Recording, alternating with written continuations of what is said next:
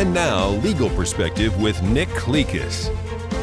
It's the kiss scene around the world. What started as a lighthearted moment at a Coldplay concert has now sparked rumors of a lawsuit.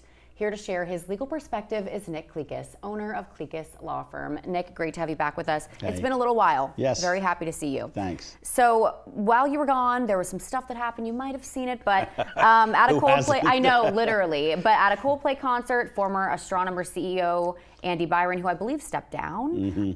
Now there's rumors that he wants to sue Chris Martin, the front man of Coldplay, for exposing his illicit relationship. When you go to a concert or any public event, can you have a real expectation of privacy? Yeah, so that's the legal buzzword, expectation of privacy, and it permeates all of these things that have to do with photographs in public and your Fourth Amendment rights. I mean, when you walk into a stadium, what's the first thing that happens to you before you enter the stadium? They search your purse. Absolutely. You know, and that's a Fourth Amendment right that you have, but we just freely do it now. And there's no search warrant, it's just expected. And same thing with the photography that takes place. Facial recognition has been around since the 1960s. It really didn't get popular until like 2001 when they used it at a Super Bowl. And when terrorism was big and they were trying to root out terrorists and stuff like that. And so, you know, they kind of called that the Snooper Bowl because people weren't aware of it. Well, that's more surreptitious. You don't know if you're being photographed. You don't know if your face is being run through the biometric database or whatever.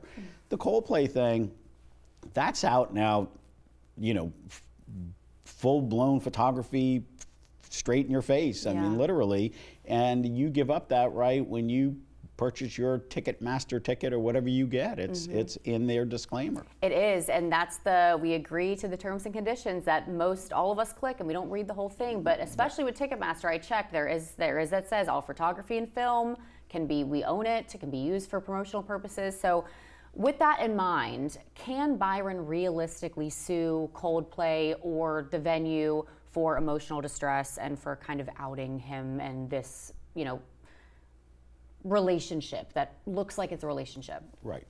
Well, it goes back to what you said earlier. Does he have a reasonable expectation of privacy? You're in a public forum, you're displaying yourself publicly, knowing that you could be subject to whether it's the Coldplay cam or the person in front of you using their cell phone. There you are in public. And so that goes to the bigger question as to what can people do from a public standpoint with photography. If you're in your bedroom, can I photograph you from the street? The answer is yes. Really? If I'm standing in a legal place, I can photograph you, but then it is subject to other factors. Now, if you have your blinds completely closed and I've got some high power camera and I'm going through a little opening in the curtains and you're naked, you have a reasonable expectation of privacy, that's different. Okay. But if you're standing in front of your open window and I'm standing in the street and photograph you, that's legal.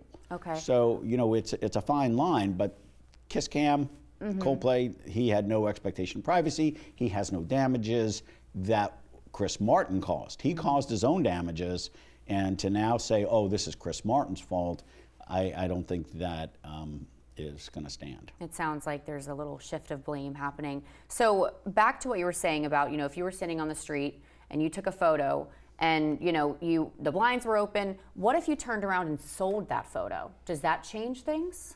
Well, that again has some caveats. So are you, you know, Jennifer Aniston, where you don't have an expectation of privacy anytime, anywhere, no matter what, they're photographing you any chance they can, paparazzi. That's different because it's newsworthy, you're a public figure, things like that. And you're pretty famous, so you know, you may be, I don't know. Please.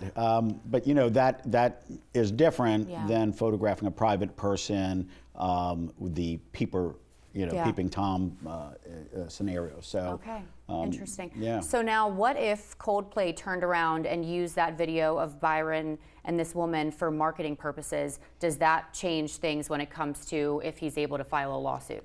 Yeah, I don't think they can sell that for profit. Okay. I think they've got a lot of indirect, you know, profitability from it just as a result of, people that may have never heard of Coldplay. Everybody now knows who Coldplay is, but they didn't do that on purpose. But for them to now use that as a marketing ploy, I think that would create actionable causes for Andy Byron. Yeah, and it's been, obviously we see all the stadiums are doing the Coldplay Kiss Cam, and it's been funny. It's kind of like an inside joke for the whole world, but thinking about the family that's going through this, no, these are real thoughts. people, and it's unfortunate, and he made a bad decision. I don't think he thought that was going to happen, and you got to be responsible for your actions. The wife just posted her response.